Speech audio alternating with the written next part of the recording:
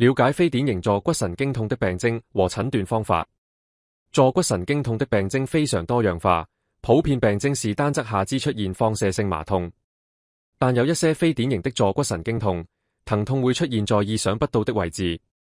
例如只是單側膝蓋痛，沒有腫脹，而且身屈自如。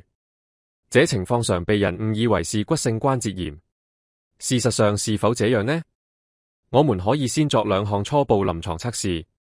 單側腳尖或腳跟站立測試，測試是否有腰椎神經受壓問題；以及關節線壓痛測試，測試疼痛是否與膝關節損壞有關。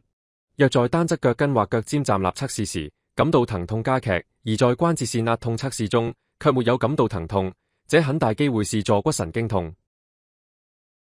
二、只有單側足踝局部腫脹疼痛，冇力提起。很多人以為只有拗柴或發炎才會引發這情況，事實上，腰椎神經長期受壓，令下肢肌肉和靜脈血管系統失調，導致血液無法正常回流，也會導致足踝局部腫脹疼痛。這情況可做以下初步臨床測試：單側腳尖或腳跟站立測試，疼痛若有加劇，反而扭動足踝關節時沒有疼痛，很大機會是坐骨神經痛。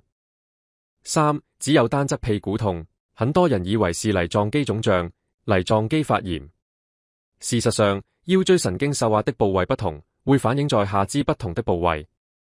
初步臨床測試：單側腳尖或腳跟站立測試，若疼痛加劇，很大機會是坐骨神經痛。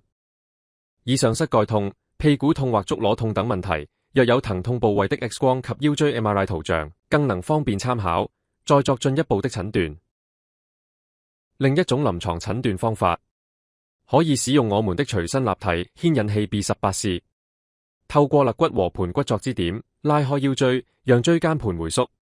減少神經根受壓。若佩戴後該部位得到立即舒緩，就能證明是坐骨神經痛。這牽引器是一件非常有效診斷及治療的工具。若想了解更多隨身牽引器，也可點擊以下連結。